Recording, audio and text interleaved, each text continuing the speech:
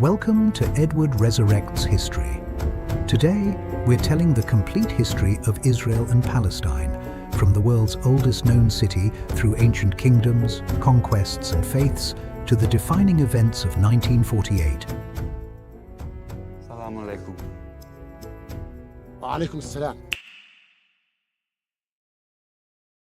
Using AI trained on historical imagery and archaeological illustration, we can now see these eras as they may have actually looked. Let's go back to the very beginning.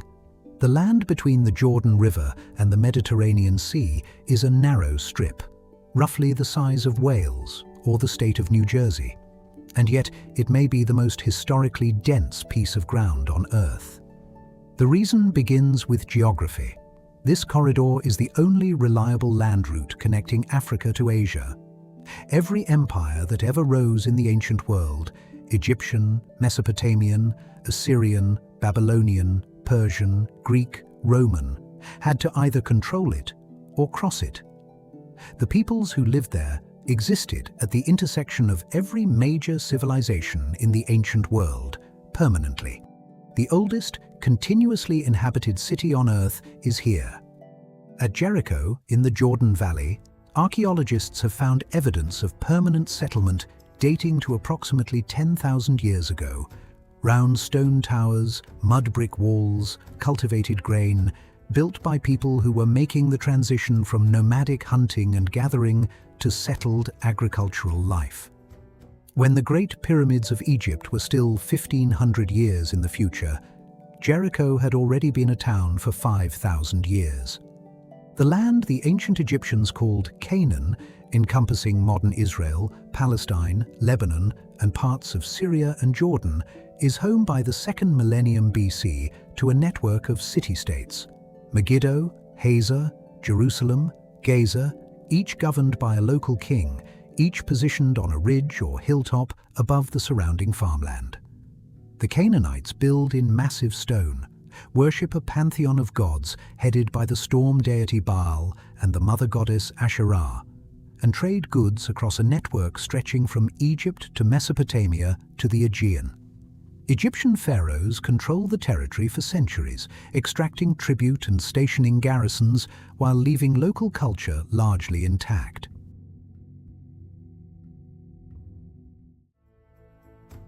Around 1200 BC, the Bronze Age Mediterranean world collapses. A cascade of drought, famine, and the migrations of peoples the Egyptians call the Sea Peoples disrupts trade networks and brings down palace civilizations across the region. In the aftermath of this collapse, the peoples of Canaan reorganize. Philistine communities, likely descended from Aegean migrants, establish cities along the coastal plain: Gaza, Ashkelon, Ashdod. And in the hill country of the interior, the people who will call themselves the children of Israel begin to form a distinct identity. The origins of the Israelites are still debated by scholars. The biblical narrative of descent from Abraham, slavery in Egypt, and return under Moses does not find direct archaeological confirmation, though Egypt's influence on the region is thoroughly documented. But by the 11th century BC, an Israelite tribal confederation occupies the Central Highlands, speaking a Semitic language closely related to Canaanite, worshipping a god they call YHWH, and gradually consolidating into something more politically organized. Around 1000 BC, a warrior chieftain named David unifies these tribes under a single monarchy and captures Jerusalem, a Canaanite city that has been inhabited for at least 3,000 years, making it his capital. It is a shrewd choice. Jerusalem sits on the border between the northern and southern tribal territories, belonging to neither. David's son Solomon builds the first temple on a ridge above the city, the structure that will define this hilltop for the next 3,000 years. The Temple Mount, as it becomes known, is simultaneously the center of Israelite religious practice, the political heart of the kingdom, and a statement of permanence on a landscape that has known nothing but change. Solomon's reign is remembered as a golden age of trade, construction, and diplomatic marriage. His connections reportedly stretch from Egypt to Arabia to Mesopotamia. Whether the historical reality matches the biblical account at every point remains contested, but the archaeology confirms significant construction activity in Jerusalem and throughout the region during the 10th century BC. After Solomon's passing, around 931 BC, his kingdom splits. The northern tribes form the Kingdom of Israel, centered on Samaria. The southern tribes form the Kingdom of Judah, centered on Jerusalem. They are frequently at war with each other and with their neighbors. In 722 BC, the Assyrian Empire under Sargon II destroys the Kingdom of Israel, deports its population, and resettles the region with peoples from other parts of the empire. The 10 northern tribes are absorbed and dispersed, their fate becoming one of history's most persistent mysteries. In 586 BC, the Babylonian king Nebuchadnezzar II besieges Jerusalem, destroys the first temple, and deports much of the population to Babylon. The Babylonian exile, mourned in Psalm 137 with the words by the rivers of Babylon, "There we sat and wept," reshapes Jewish identity profoundly.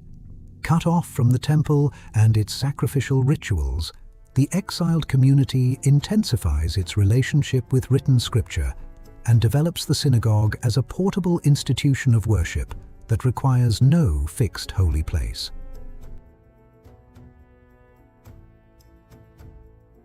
In 538 BC, the Persian king Cyrus the Great conquers Babylon and issues a decree allowing exiled peoples, including the Jews, to return to their homelands and rebuild their temples.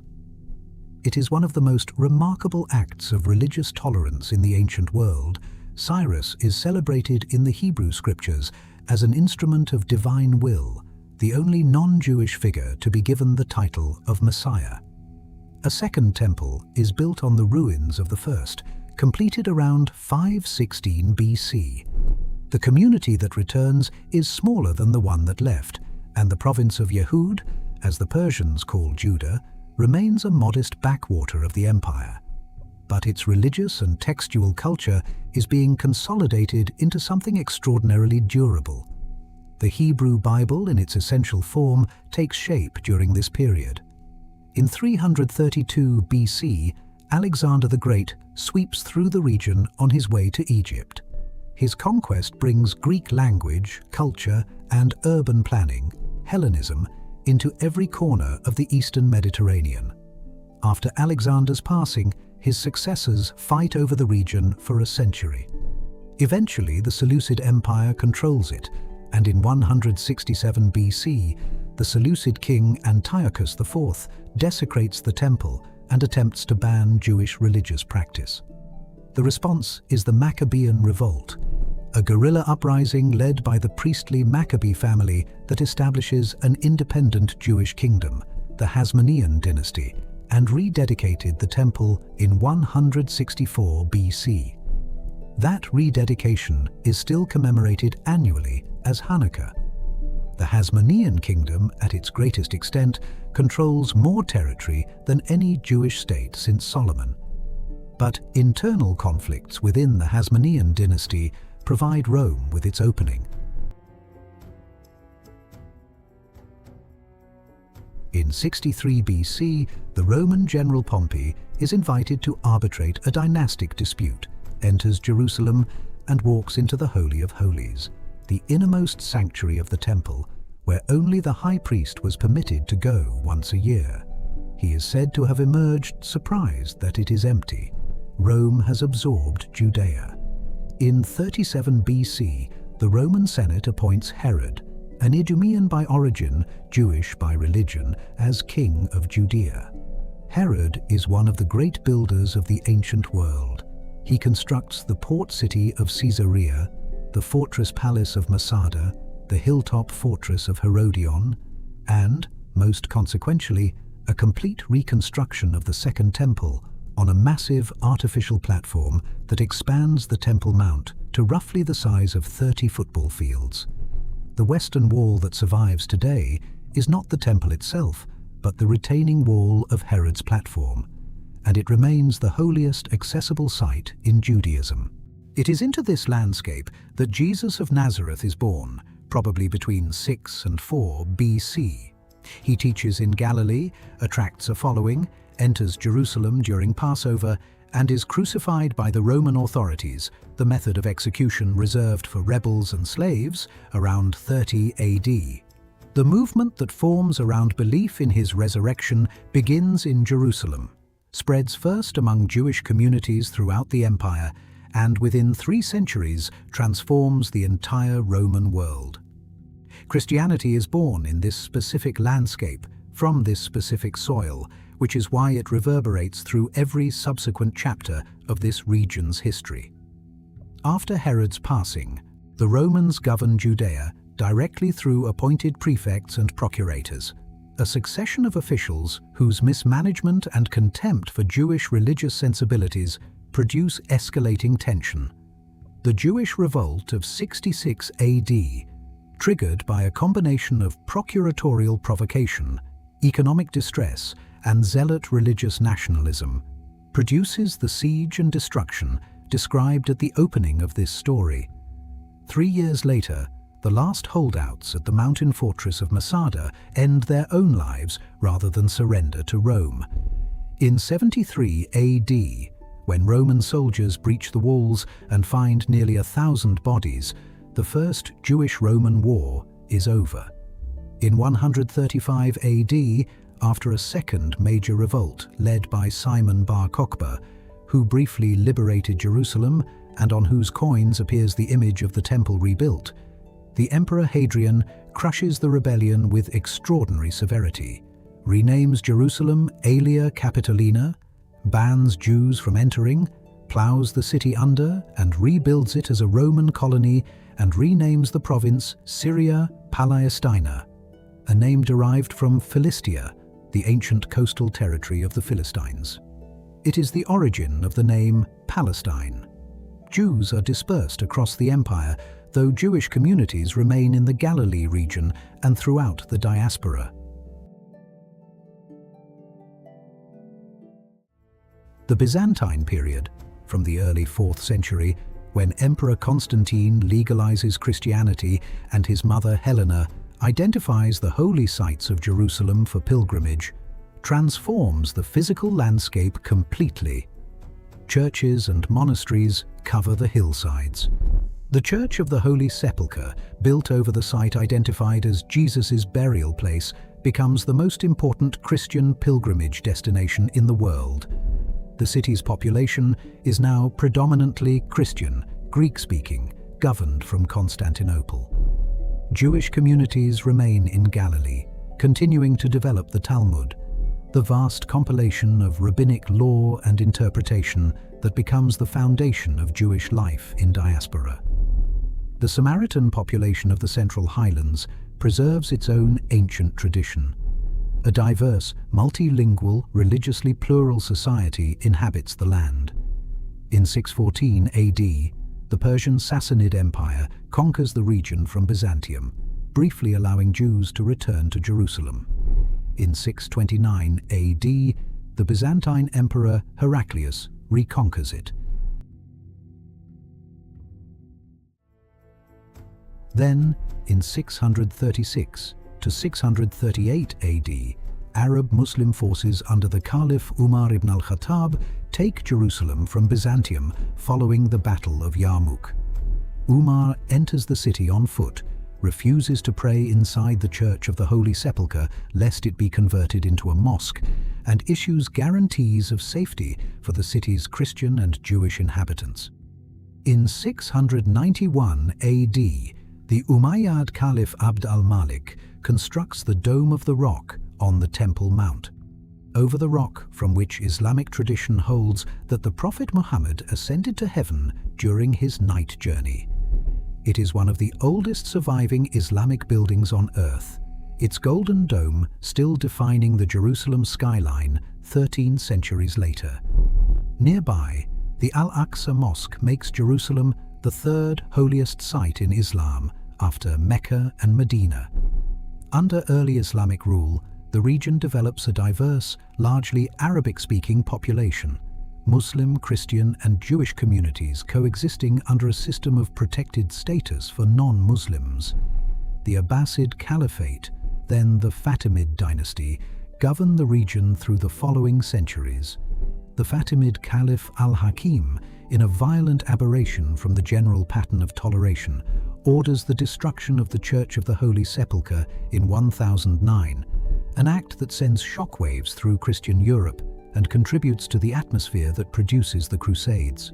On July 15, 1099, Crusader forces from Western Europe, launched by Pope Urban II's call at Clermont in 1095, capture Jerusalem after a 5-week siege.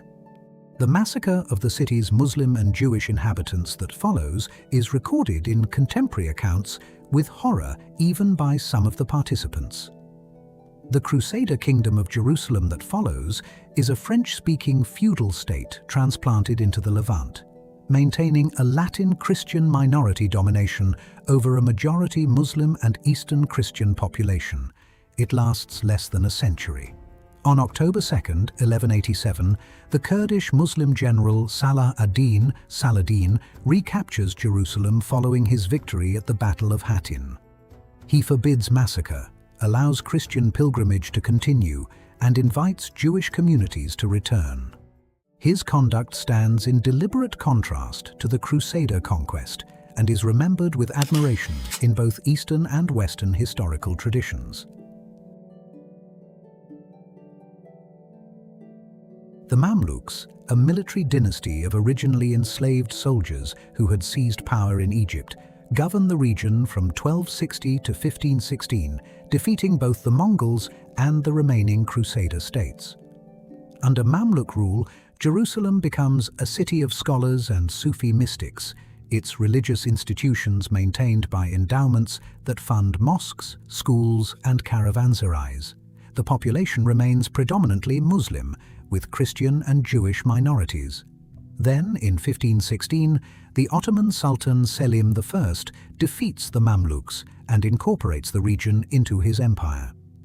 Under Suleiman the Magnificent, who rebuilds Jerusalem's walls between 1537 and 1541, the walls still standing around the old city today, the region experiences a period of relative stability and modest prosperity.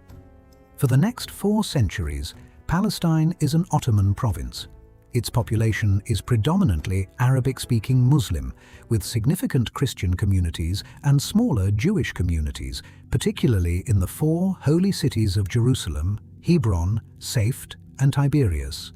Through the 18th and into the 19th century, the Ottoman Empire weakens and European powers increasingly involve themselves in the region's affairs. France as protector of Catholics, Russia as protector of Orthodox Christians, Britain as a general strategic player concerned with the route to India. Jewish communities in the diaspora, meanwhile, face periodic waves of persecution. In Russia, the pogroms, violent mass attacks on Jewish communities, intensify after 1881, driving mass emigration. Most emigrants go to the United States, but some, shaped by both the suffering of persecution and the emerging ideology of Zionism, the movement for a Jewish national homeland, go to Palestine. The first Aliyah, the first wave of Zionist immigration, arrives in Palestine between 1882 and 1903. These are predominantly Eastern European Jews, many carrying idealistic visions of agricultural self-sufficiency, who establish farm communities, moshavot, in the coastal plain and the Galilee. They are a small minority in a land whose population of roughly 400,000 is overwhelmingly Arab Muslim and Arab Christian. The second Aliyah, from 1904 to 1914, brings more immigrants and more ideological intensity, including the founders of what will become the institutional infrastructure of the future Jewish state. Tel Aviv is founded in 1909 as a Jewish suburb of Jaffa, the first modern Hebrew city. In August of 1897, the Austrian journalist Theodor Herzl convenes the first Zionist Congress in Basel, Switzerland.